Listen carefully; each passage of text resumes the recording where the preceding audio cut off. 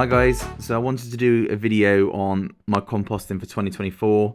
I'm going to try and limit the amount of ums in this video. I've not got a script, but I'm just going to talk as I'm watching the video.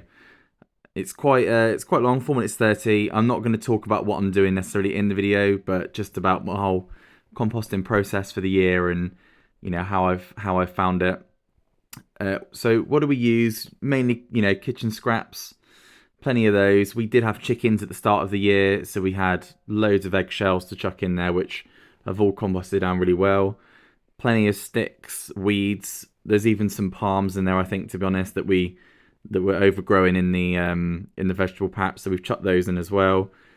Don't think that's really going to compost well. You can see they're kind of dead in that pile there, but everything looks pretty good. I mean, we've chucked loads of guinea pig bedding as well, rabbit bedding, so it's all gone pretty well, and it has composted down. It's still quite lumpy. Silly picture of me there. It's still quite lumpy, which you'll see in this video here. So I'm just wanting to sieve it here. So I got one of these cheap sifters off of Amazon. I think it was £10 maybe, something like that. It's quite cheap really. Oh, there's the first time. But yeah, it's sieved pretty well actually. I mean, you can see there's so much still to break down in there.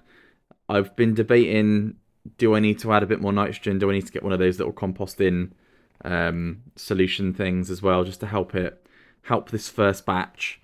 Or even maybe, get some worms or something from another part of the garden and just transplant them into that area, just to help it break everything down.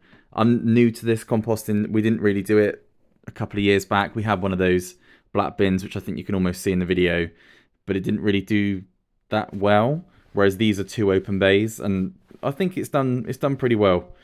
Very lumpy, but it does sieve out really well. It's obviously yet to use it, so I don't know how nutritious it's going to be. But I mean, I'm pretty proud of it. I'm pretty proud of it actually, and ignore the fact I'm doing it in this plastic bucket. I really didn't want to do it in this, but I'm quite I'm wanting to use everything I've got in the garden for some sort of purpose. And I mean, to be honest, this bucket actually did work really well just for chucking the sieve compost in. Probably do it in a bag. It's probably better. More than likely we'll do that next time, because I did see some of the plastic coming off of this bucket, and obviously you don't want to have any kind of microplastics in your compost that you can help anyway, and this is definitely something I can help. But I mean, yeah, it's back-breaking work as well. Definitely back-breaking work. I mean, sitting on my knees there, you can see it in my face. It's just so painful. I'm literally 30 and I've got such bad back pain. It's crazy. But yeah, it's doing really well. I mean, you can see it's sifting pretty good. It's still so much like muddy lumps in there. I think I did chuck in some grass as well. So I was seeding the grass last year, and I raked off all the dead grass and picked up some of the turf with it, and I even chucked that in as well.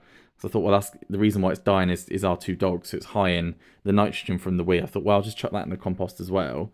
That's bound to add something to it, right? And I think I will try and stop with these ums. And I think, to be fair, there's my doggy. That's Nala. Yeah, she's just coming to assess the compost. That's very good. But yeah, no, it's done pretty well. It's done pretty well.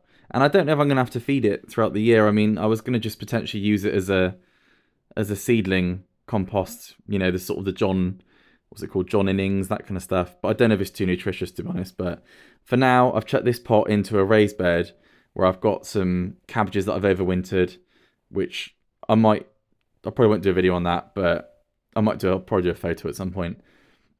I mean, look, it's not bad actually. I mean, it's wet as well, so it's slightly clumped up, but it's really good, I think, personally.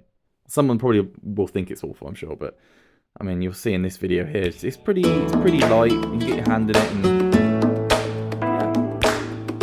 yeah. I hope you like it.